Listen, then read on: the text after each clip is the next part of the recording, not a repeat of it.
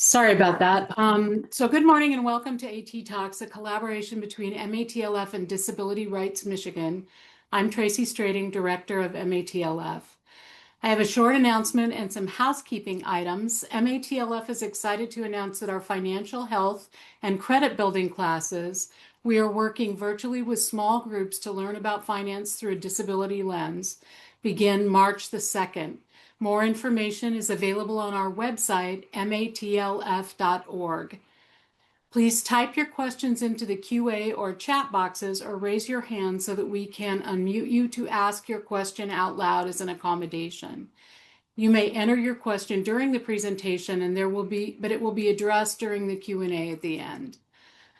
Amanda Ventura is Public Affairs Manager at WAYMO, where she listens, educates, and advocates for the potential that autonomous driving technology has to make roads safer, increase independence, and improve mobility access.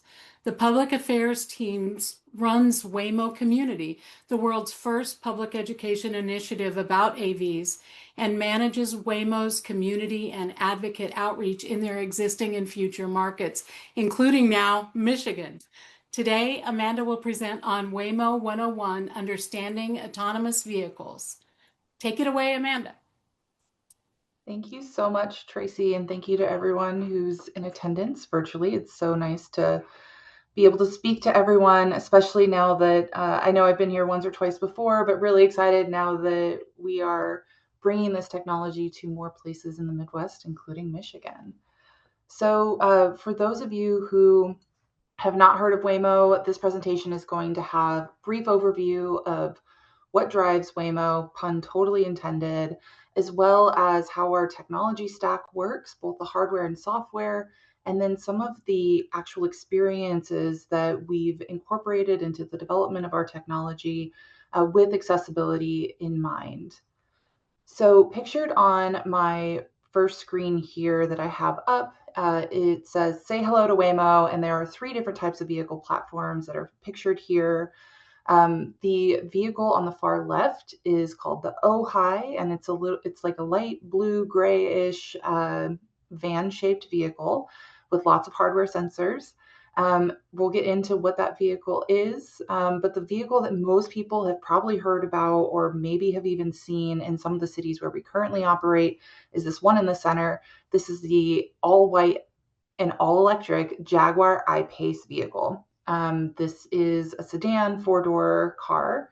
And then additionally, on the far right on this slide, we have pictured the Hyundai Ioniq 5 concept vehicle, in this image in particular, with hardware applied on the vehicle. We debuted that at CES. So what is WAYMO?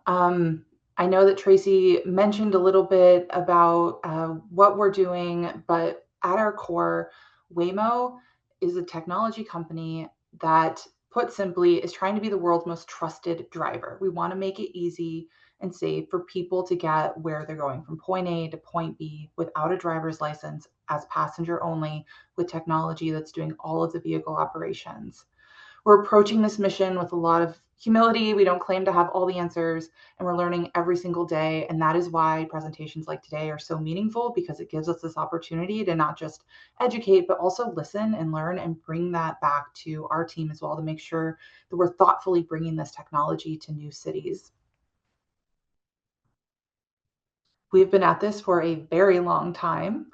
We were founded over 15 years ago in 2009, with the idea that this technology, removing the human error component behind the steering wheel, can actually make roads safer while also increasing independence and improving mobility access. We know that more than 90% of crashes on our roadways are caused by some kind of human choice or error. And so being able to remove the human fallibility from behind the wheel has incredible safety benefits, something that I'll get into a little bit later in this presentation as well. But we've been at it for a really long time. We started as the Google Self-Driving Car Project. In 2016, we spun off and became WAYMO, and our name means a new way forward in mobility. So of course, something that I hope resonates with many in the audience today. We are building a driver, so you'll hear me say that a lot. And when I'm talking about the WAYMO driver, I'm talking about the technology. And the WAYMO driver, conceptually, is a driver that doesn't get tired, angry, distracted, impaired, didn't just break up with its girlfriend, isn't upset at what the car next to it's doing. All it wants to do without discrimination is get you from point A to point B. We have grown a lot since the last time I came and presented to this group. We are currently operating in 6 US cities. That includes Phoenix, San Francisco, Los Angeles, Miami, which is our newest public market, Austin, and Atlanta. We have also announced several new markets in the US and abroad where we are currently driving or plan to open up operations, including Tokyo and London, which is really exciting, as well as Nashville, and of course, Detroit. This map that I have up on my slide now shows just some of the areas where we've driven, not necessarily even places that we plan to bring vehicles, but knowing that places like Michigan and other places in the Midwest have really inclement weather and unique kind of scenarios that maybe don't exist in our current public facing markets. This map showcases some of those other areas where we've done weather testing. So that could include, Bellevue, Washington, which has a lot of rain, the Upper Peninsula, as well as, Buffalo, New York, where we get a lot of snow, and we want to make sure that our technology is, having opportunities to operate in these kinds of scenarios. With each new location, the Waymo driver is adapting more quickly, validating our approach, and then enabling us to bring safety and what we call our magical experience to Waymo to more people and places even faster. Hence all the markets that I just mentioned on the previous slide. One of the things that's really important, and before I get into our, full tech stack, is that before we come to new cities, we are constantly working with first responders, emergency services, and all of these cities as well. We've trained over 20,000. I even think that number might even be slightly outdated given how many more cities we've added. But we've trained over 20,000 first responders in how to engage with our vehicles. Okay, so this slide here is probably one of the most important for me to review. And this goes over this idea of what is driver assistance technology and fully autonomous technology. Anyone who's super interested in this tech has probably seen a lot of news stories that's talking about driver assist features, fully autonomous. They're hearing all of these things. So I'll break this down in, I think, what the simplest approach is, which is fully autonomous technology means that technology is doing all of the driving maneuverability. So again, no driver's license.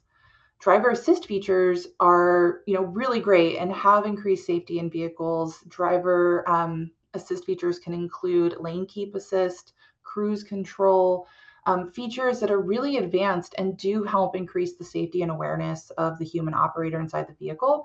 But fully autonomous technology is really where Waymo sees the greatest safety benefits to our communities because, again, we're removing that human fallibility element of a human operator in the vehicle who can get distracted or drowsy or make poor decisions such as, speeding, which we know contributes to a significant portion of crashes.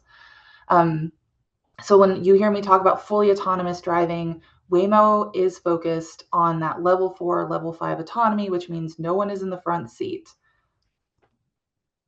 Okay, so our vehicles do not look like a typical vehicle. We do use base models of, the Jaguar I-Pace, as I had mentioned earlier, but we install and design all of our own hardware and software inside these vehicles. So the vehicle itself, this slide here shows you kind of a bird's eye view of the technology stack on the vehicle.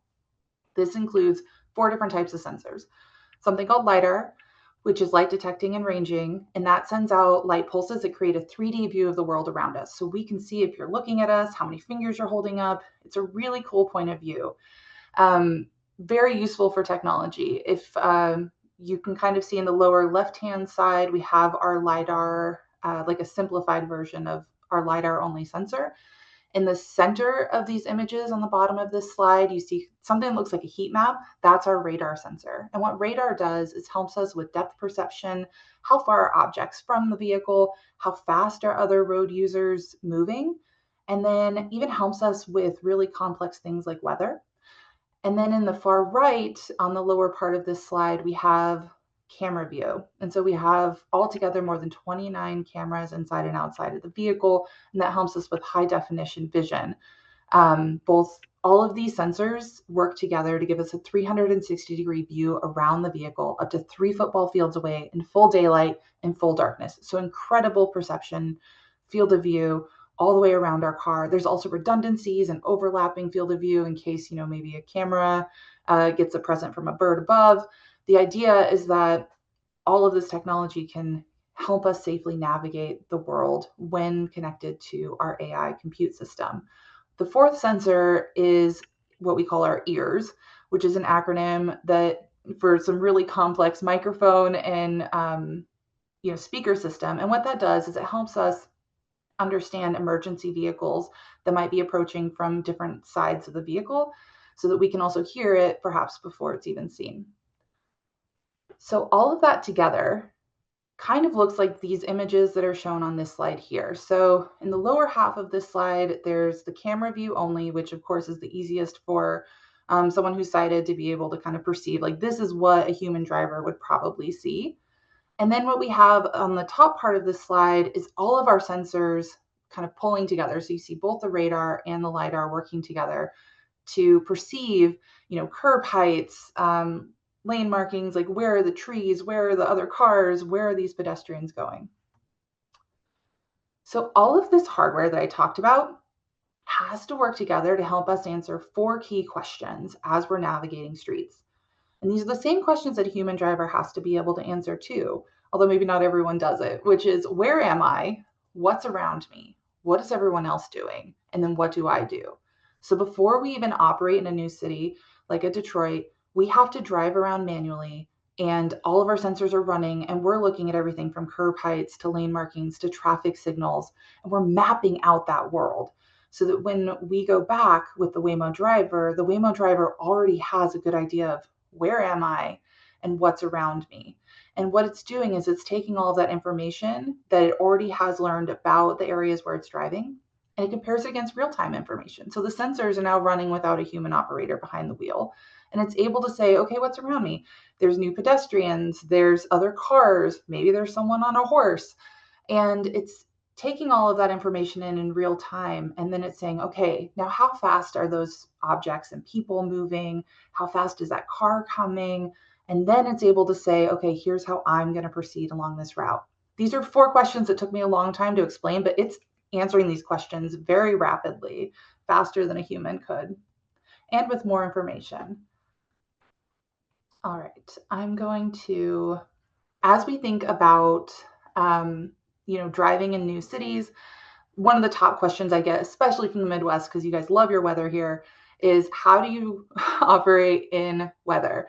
So I alluded to it earlier. We are driving all over the country and abroad in 2 different countries there. And we see a lot of really interesting weather. So in places like Arizona, we have sandstorms, as you can see on this slide. We've driven in, snowy conditions. We've driven in hail, intense fog that we experience in San Francisco. The idea is that we're building this generalizable driver that can adapt to all of these different scenarios happening outside of the vehicle. So how safe are we? It doesn't matter how great this technology is, how safe this technology is if people don't trust us. And so we have made a huge effort to be as transparent as possible about our driving record and our history. So we have driven more than 127 million miles on public roads, which is equivalent to maybe 1,000+ years of human driving experience. None of us will be able to single-handedly, reach that metric, even the most experienced truck drivers, I'm sure. And so in that 125 million plus miles driven autonomously in the 5 US cities that we are operating, WAYMO has proven that it is more than 10 times safer than a human driver across the board. And we regularly publish our insights on waymo.com/safety. So anyone who's really into safety and wants to really dig into the metrics, I recommend you go to waymo.com/safety. We publish white papers there quite frequently. But the one that I'll focus on here is the one that's looking at overall our driving behavior compared to human drivers in the same cities that we're operating. So we gave all of our driving behavior and data to a reinsurance company, so a company that insures insurance companies. And basically what they did was they compared how we're doing against humans. And they found that we're significantly safer as it relates to law enforcement interactions, contact moments with pedestrians, cyclists, motorcyclists, other vehicles, airbag deployments. And what's really interesting about this technology too is that we're looking at this quite broadly. So it's, even if someone rear ends us, that's still considered a contact point. And that's actually one of the most challenging road collisions to avoid, is when you're stopped at a red light and someone's distracted and rear ends you. And so if you want to really dig into that research, I definitely recommend you go to our safety website. One other thing that we're quite passionate about is that when we're coming to cities, we're existing within pre-existing infrastructure. We don't need special lanes. And we also want to encourage people to use existing mobility options too. And so we see WAYMO as potentially, a connector for that first mile or last mile of transportation. So in other cities where we currently have a service, like San Francisco and Los Angeles, we have actually worked with transit authorities to provide people money back into their WAYMO account if they use WAYMO to access a transit hub, whether that's a train station or a bus stop. I think it's, $2 to $3. And what we've seen is that, about 35% of our riders in places like San Francisco actually use WAYMO to access transportation hubs. So we're quite enheartened by the idea of, someone could hop into a WAYMO and they're using it just to connect to another mode of transportation that already exists within a city. And we think that's great for creating, a sustainable ecosystem. Our vehicles are fully electric, as I had mentioned, and we also buy back energy credits so that, we're creating a zero emission ride for our riders as well.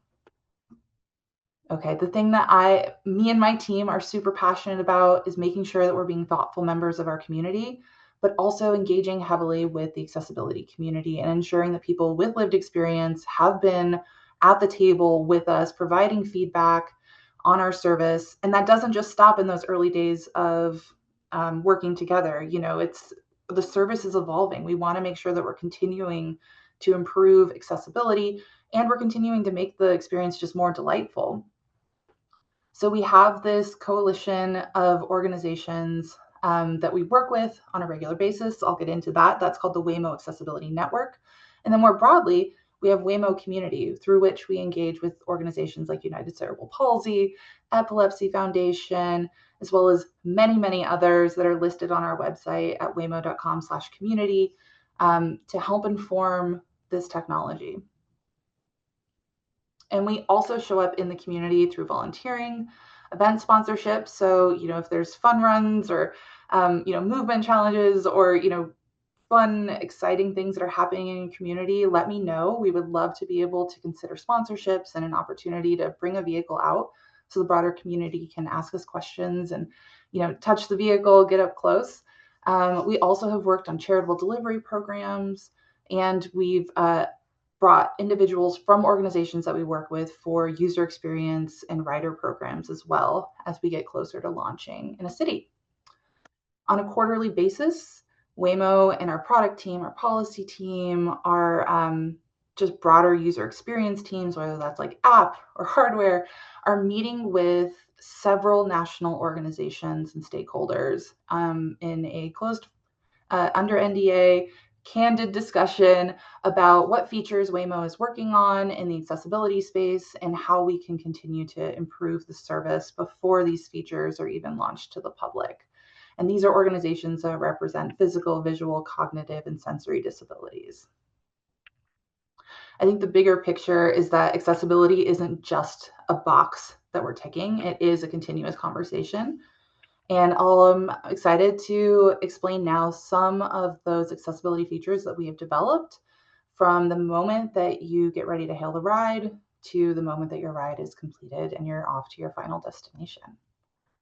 So we have several current features that go from what we consider onboarding, i.e. like downloading the app, all the way to the completion of your ride.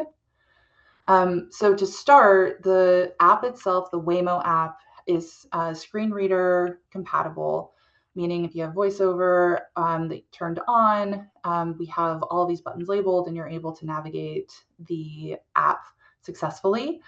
And what that also means is that, from the moment that you're hailing that app or hailing in the app, we have step-by-step directions to find your vehicle, which I'll get into in a little bit, as well as directions after your trip ends, but also alerts that are happening from the moment that you hail to say the car is 4 minutes away, 2 minutes away.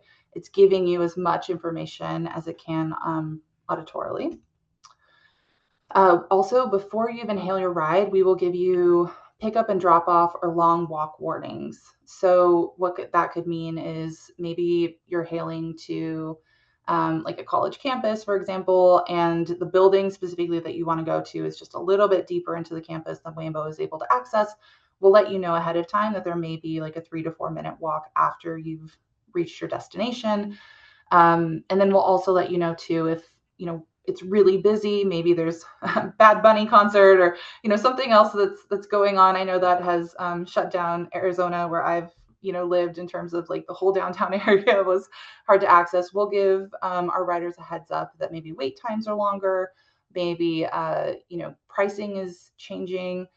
All of those will pop up before you even hail your ride.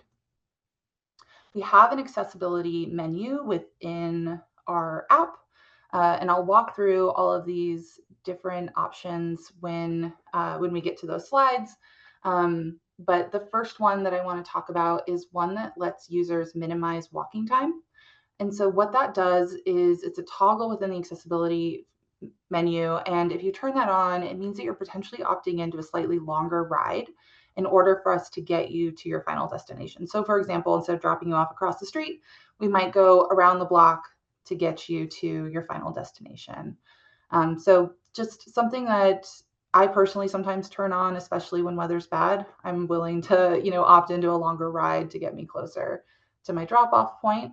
And you'll see many, universally designed elements like this that riders, even those who don't have a mobility disability or, are sighted, are still going to use. And that's something that our team definitely internalizes, as well as that benefit of universal design. So you've already hailed your vehicle. The vehicle's coming. Once it is at its pickup location, ready to take you to your next stop, we have adaptive app navigation. And so what that does is it gives you auditory cues to say, your car is 300 feet to the left, 200 feet ahead straight. And it'll also give you haptic cues as well to let you know, as in real time you're progressing towards your vehicle, how far it is and where it is oriented from your person. I've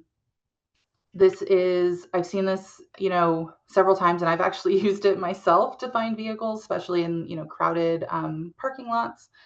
And I believe one of the other features that pairs really well with this is within the Find My Car button on the app, which are purpose-built car sounds. So, especially in busy cities, if you're trying to find your WAYMO vehicle, or if there's just several vehicles, maybe outside of a sporting event, we have a musical tone that you can play that sounds kind of like an ice cream truck. Let me see if I can actually play it here.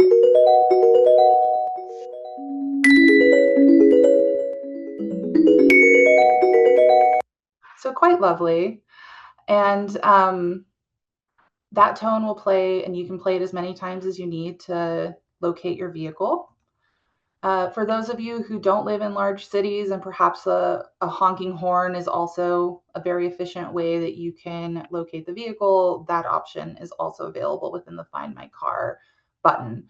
The Find My Car button specifically doesn't show up until the car is actually parked and ready to pick you up. So I do just want to share that the app itself does have dynamically changing buttons, as your ride progresses. One of the safety features we have is actually an unlock button. So you unlock it directly from your app. So the door handles of the vehicle stay actually close to the vehicle doors, and then they pop out when you yourself unlock them. So you'll experience buttons like that popping up as your ride progresses. And another feature that people use to find their vehicle is we have this large spinning LiDAR dome on top of the car. Some people call it our top hat, and that has an LED screen on it. And so you can personalize 2 initials on top of that LED screen. So in this example, we have GV in green. You can also change the color.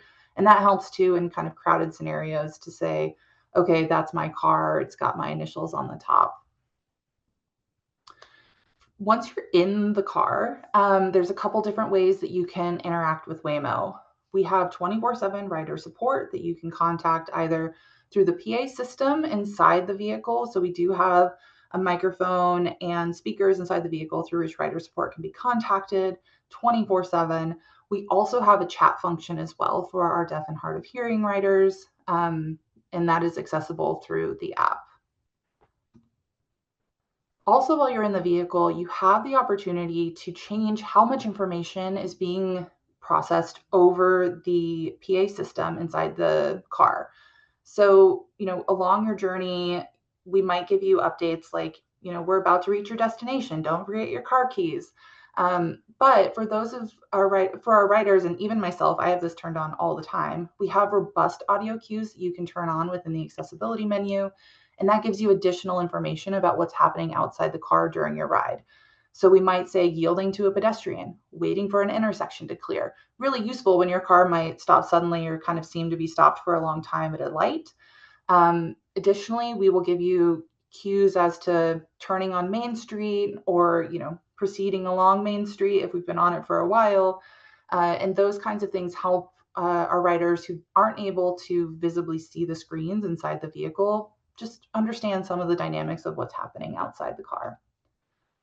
One of the last accessibility features that I'll talk about is that we partner with wheelchair accessible vehicle providers in markets where we operate so that wheelchair users can hail on-demand rides directly from our app. They can either toggle the wheelchair accessible vehicle button within the accessibility settings or menu, or by contacting rider support to arrange a ride. But these are on demand and usually at a nominal fee. I would say pretty similar to paratransit fees. I believe in California, it's $5 for a ride. And then leave. And I think you just have to make the most out of every single day. When you look at me, most people won't. All right. That started playing too soon. So I'm going to go ahead and introduce a video that I would like to end my presentation on. It's featuring a young woman named Charlie who has cerebral palsy and relies on others to get where she needs to go. This is a video that we shot in partnership with United Cerebral Palsy in Arizona. And I will let Charlie share her own story. I'll mute myself and restart the video.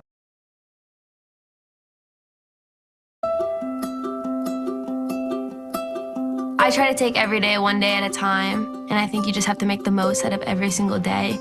When you look at me, most people won't see that I have cerebral palsy. I've lost count about how many surgeries I've had.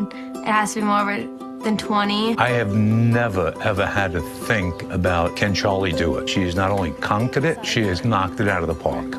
Because I have cerebral palsy, I know that some things were going to be harder for me. Right now I can't play, but I'm still the loudest person on the field, encouraging them. My hat is Killer Bees. It's where Charlie plays club softball. She's a role model. I'm 70 years old, and a 16-year-old is my role model. I met UCP when I was 4 years old when I first got diagnosed with cerebral palsy. As I got older, they became my family. UCP broadly is a large health and human services organization. We provide comprehensive services across the board. And then we also have our therapy clinics. When I was at UCP, it never really mattered that I couldn't do it. It was how can I adapt to do it, how my body wants me to do it. Charlie personifies what overcoming adversity can actually bring to an individual. Being independent is a key thing in anybody's life. You can't learn by someone always holding your hand. I think WAYMO will help a lot of people be independent. In the trip that we took, they obeyed the traffic laws to a T. Maybe I'll call WAYMO to take me to therapy. And then, what do I do? We can pick you up and go get ice cream. When you think about transportation, it's just a part of everyday life that folks who aren't challenged by it kind of take it for granted. WAYMO is a game changer, and autonomous vehicles are a game changer. This is such a blessing that I have the opportunity to share my story with everybody and let them know that everything happens for a reason. The best thing you can do is just to live life with happiness. All right. I love Charlie's story. And with that, I will go ahead and turn this back to Tracy for Q&A, and just thank you everyone for taking the time to listen to this presentation from WAYMO. Excited to hear your questions. Oh, I'm turning it over to Sandra. Sorry.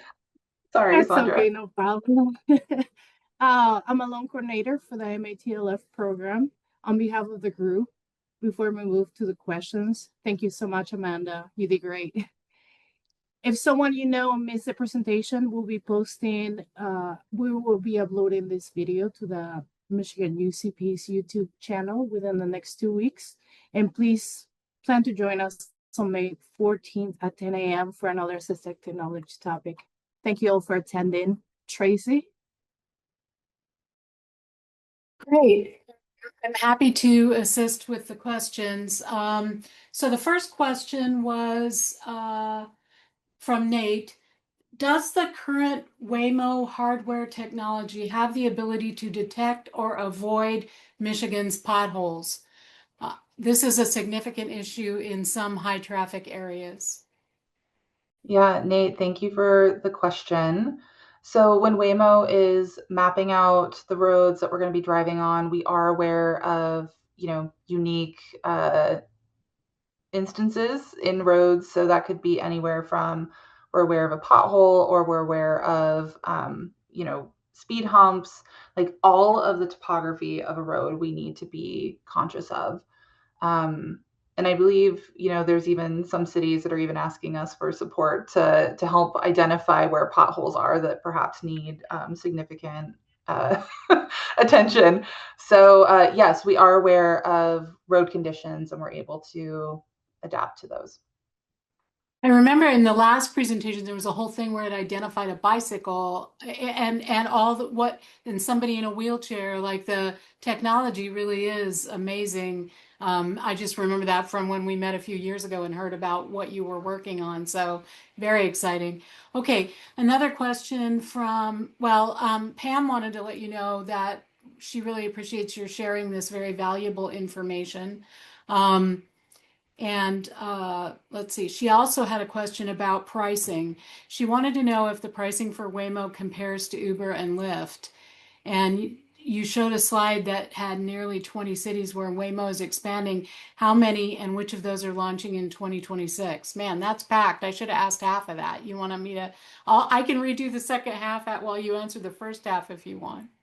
Sure. So thanks, Pam, for the question. Pricing is quite comparable to Uber and Lyft. I would say, there's a couple things that play into it. Like I mentioned, during really busy times like commuter hours, our vehicles might be completely tied up. And so we sometimes will have dynamic pricing to reflect the demand. We are currently working with several organizations and continuing to evolve how we can create accessible and from like a price point ride program. So in places like Chandler, Arizona, where we have a 315 square mile service area, we're working with a company called Via on their Flex Ride program. And usually that is a ride program accessible to people with disabilities or older adults. And they're able to access WAYMO for $1 to $2 through that program. That's a pilot right now, but that's kind of, things that we're starting to explore more, especially as we come into more cities and have more vehicles available for riders. And then additionally, I would say on kind of the price comparison, there are some things that are kind of hard to quantify, right? Which is you're getting a vehicle that is completely yours, and you're getting a driver that is not drunk, distracted, drowsy, is in the right headspace, right? The WAYMO driver is always just trying to get you safely where you need to go. And so when you're getting into a car with a stranger, you're kind of, you're not assured all of those things necessarily. I also, especially when I'm as a woman, it's something that's always top of mind for me when I'm traveling. Getting into a car with a stranger isn't necessarily my first choice. And then I think additionally for people who maybe feel vulnerable in situations with strangers, or who maybe have been in one too many cars where they ask questions like, how blind are you? And you're like, what hinges on how I answer that? These are the kinds of things that I've heard from people that we've worked with in the community over the years. So there's certain things where I think opting for a Waymo and considering the price, there are some things that we hope kind of help justify that as well for different users. And then I see the question here shows the slide about 20 cities where Waymo is expanding. So we've already expanded to one city so far this year. We launched Miami. We have several more cities that are going to be coming online very soon. I believe, I don't believe we've announced specifically when Detroit will be coming available to the public, but we are working really closely with both state and city partners to make sure that we have the right permissions to serve members of the public in all the places that we do want to expand to. I would say for people who want to stay informed, they can go to waymo.com/updates or download the app, and you can also sign up for updates there. It's just Waymo on the App Store or Google Play, and you can learn more about when we're coming to your city and can start serving rides. And then Susan asks, can you address how you think this would work for people with intellectual disabilities, and or if Waymo is working on future accessibility features to address this population? Absolutely. So thank you for the question, Susan. We do work very closely with several organizations that are specifically thinking about people with IDD, from Best Buddies to the Autism Society. And we also have our own employee resource group of Disability and Neurodivergent Alliance. So a lot of individuals have lived experience as well at our company. And so we are thinking about this. Some of the things that have been in the works are not quite public just yet. But again, I think some of the things that we have heard that people really appreciate from the IDD community is that it reduces vulnerability in that you're in the vehicle alone. You're not having to perhaps answer questions or interact with anyone else. So it's your own music, your own temperature. You do have that ability to control kind of the interior environment. And then additionally, the consistency. It's the same vehicle. It's always going to be clean. We clean the vehicles every time we charge them and bring them back to base. And if there are things inside the vehicle, a rider can say like, hey, I don't want to get into this vehicle. I think it's dirty. They can report that and we'll send another vehicle out. So that consistency and cleanness of the vehicle too, we've heard has been very appreciated by members of the IDD community. Wonderful. Giovanni has a question. I saw was an interactive screen in the vehicles for users who have limited dexterity in their hands. Are there alternatives to using the touch screen, such as interacting with the screen with their voice? Sorry if this was answered and I missed it. It wasn't answered. Thanks, Giovanni. So we do have in-car screens, but all of those controls are also accessed through the app. So someone who maybe has controls within their app can change temperature, music, can talk to rider support that way. They can also, within your app, you can view the journey as well. So, if you are trying to even change your stop midway through, you don't even do that through the screen. You do that all through your app. So the app is the all-powerful kind of control system for the vehicle itself from a rider's perspective. You're able to add up to 5 stops. You can even change your final destination halfway through the ride if you feel like it. And that's all done in app. Wonderful. How can a deaf person find the car they're looking for? Is there a light application for it? Great. And I think I saw a couple questions in this vein. So for people who are deaf or hard of hearing, finding the vehicle, we don't have the ability to flash the lights, although that is a request that we've heard. And so I have passed that along to the product team for consideration. What we do have available is that top hat on top of the vehicle has an LED screen, and you can customize the top hat with your initials. And then additionally, we still have the step-by-step directions that you can access by clicking Find My Car when the car is at its pickup location. And so those are some of the visual options available. Thank you. And then Desi is asking, AI goes down frequently. How does that impact your services? Sure, great question. That sounds like something Sandra wanted to know before the call as well when we were getting acquainted. Yeah. So our vehicles are primarily reliant on their onboard systems, which means the AI system is not kind of all connected to, I don't know if anyone's a Star Trek fan, but like a Borg cube, so to speak. The computers themselves are all onboard each individual vehicle, and that's a security feature. But it's also meaning that all of the hardware and sensors are what are helping us navigate the real world. If there is a connectivity issue, the vehicle does have redundancies built in, and it will find a safe place to then pull over. The vehicle is always going to prioritize caution and safety, and so we have taken that into account in our 127 million plus miles of driving. I think on top of that too, just to give another kind of big, large number to think about, is we're doing more than 400,000 rides a week. And last year alone in our 5 cities, we did over 14 million rides for passengers. And so just sharing that there's a lot of experience, and we definitely have a lot of processes in this experience to ensure that safety is prioritized. Lovely. Jeffrey's asking, do you operate any vehicles that are wheelchair accessible? Yeah, thanks for the question, Jeffrey. So at this time, the only vehicle that has the WAYMO technology on it and that serves riders with the WAYMO technology is the electric Jaguar I-Pace, which is not wheelchair accessible. We do know we have riders who can transfer into the vehicle, but for those who want a wheelchair accessible vehicle, we do have the ability to hail that through our app 24/7 on demand as well. And so that is in places like California, it's a toggle where you request a wheelchair accessible vehicle, and a manually driven vehicle within our fleet through a partner is dispatched to pick you up.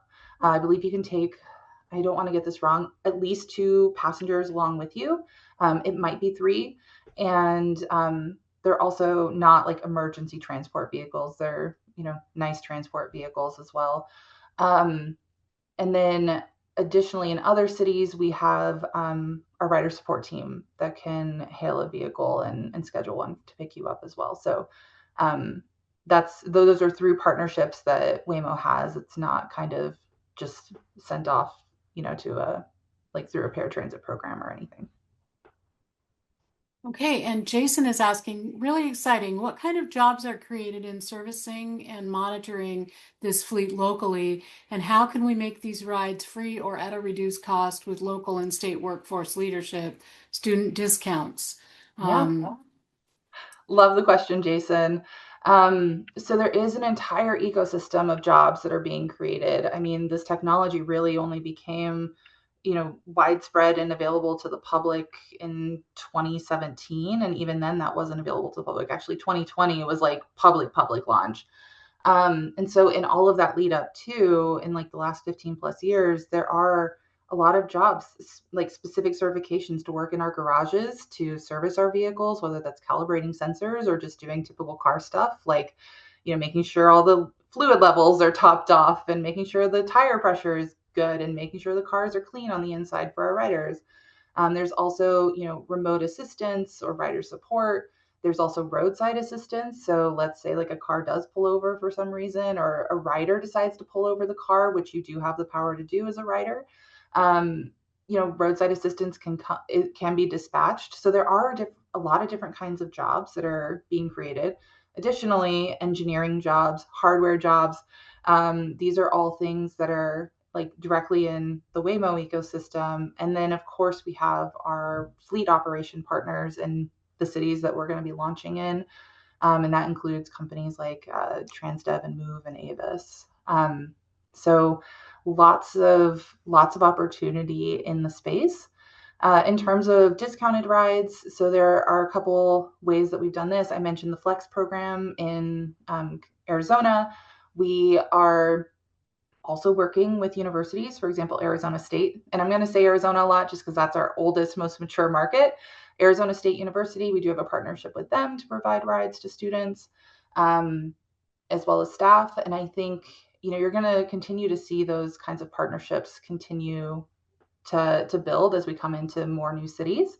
And there are lots of opportunities too for us to continue to expand on, self-determination programs and other programs that are purposefully built to support people with additional needs, and low-income riders as well. Great. And then Susan asks, do you have or have you considered a training feature for people with disabilities to learn to use WAYMO? What a cool question, Susan. Yeah.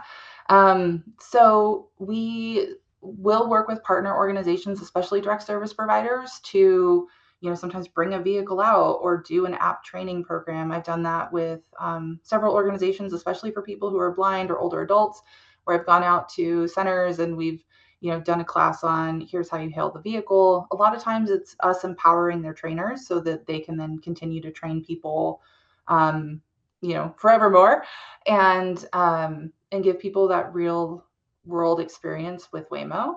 And then additionally, we also have writing tips available within our app, and we have several writing tip videos on YouTube or on our help channel as well to help guide people through that experience, including a super robust help article on accessibility features too, to help people understand what exactly all the accessibilities are that are available to them. Wonderful. And then Jeffrey asks, is there a way you can share your location in real time with others while riding in your vehicles? Another good one from Jeffrey.